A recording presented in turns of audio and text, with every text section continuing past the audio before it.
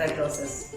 ഇപ്പോൾ school season അല്ലേ, സ്കൂളൊക്കെ തുറന്നു. അമ്മമാർക്ക് രാവിലെ നേരത്തെ എണീറ്റിട്ട് ടിഫിൻ ബോക്സിലേക്ക് വേണ്ട സ്നാക്കൊക്കെ ഉണ്ടാക്കാൻ കുറച്ച് ബുദ്ധിമുട്ടും മടിയൊക്കെ ഉണ്ടാവും. കാരണം എന്താ വെച്ചാൽ മഴക്കാലം ആകുമ്പോൾ എണീക്കാൻ മടിയാണ് ആൾക്കാർക്ക്.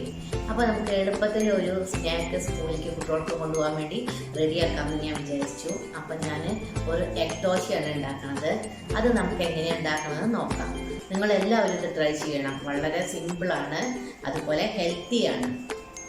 അപ്പോൾ നമുക്ക് അടുക്കളയിലേക്ക് പോവാം. എഗ് ദോശ ഉണ്ടാക്കാൻ വേണ്ട ഇൻഗ്രീഡിയൻസ്: സവാള ചെറുതായി അരിഞ്ഞത് 2 എണ്ണം, കുറച്ച് മല്ലിയില, 4 പച്ചമുളക്, കുറച്ച് ഉപ്പ്, ആവശ്യത്തിന് കുരുമുളക് പൊടി, അതായത് ഒരു 1/4 ടീസ്പൂൺ, പിന്നെ ക്യാരറ്റ് നന്നായിട്ട് ചെറുതായി ഗ്രേറ്റ് ചെയ്തത്, 4 മുട്ട. ഇതെല്ലാം കൂടി നമുക്കൊന്ന് മിക്സ് ആക്കി എടുക്കാം. പിന്നെ ഇതിന്റെ ബാറ്റർ നമ്മൾ തലേ ദിവസം വെള്ളത്തിലിട്ട് അരച്ച് വെക്കണം. അത് ഞാൻ അരച്ച് റെഡിയാക്കി വെച്ചിട്ടുണ്ട്. ഇനി നമുക്ക് ദോശ ഉണ്ടാക്കാൻ തുടങ്ങാം. ഇതിന്റെ ബാറ്റർ കണ്ടോ, ഒരു ലേശം കറുപ്പ് കളർ. എന്താ വെച്ചാല് ഞാൻ ഉഴുന്ന് നല്ല തൊലിയുള്ള ഉഴുന്നാണ് എടുത്തിരിക്കുന്നത്.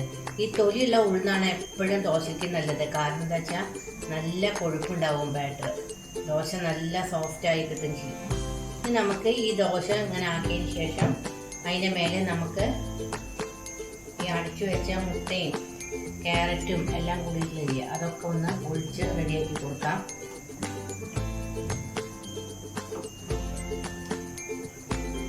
ഇനി നമുക്ക് ഇതൊന്നാണ്ട് പരത്തി കൊടുക്കാം. മേലെ കുറച്ച് നെയ്യ് ഒഴിച്ചു കൊടുക്കാം.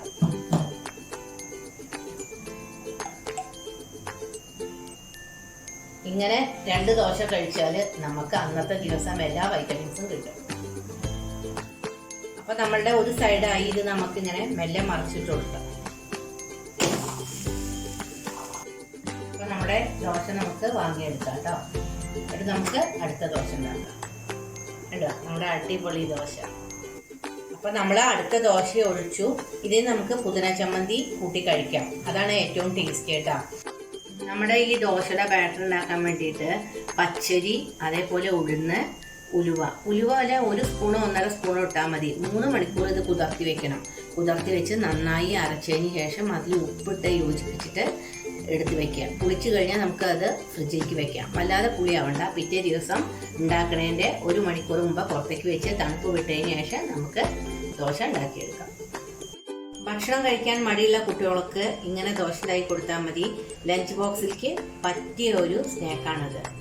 ഇനി പുതിയ വെറൈറ്റി വീഡിയോയിട്ട് നമുക്ക് അടുത്തിടെ കാണാം.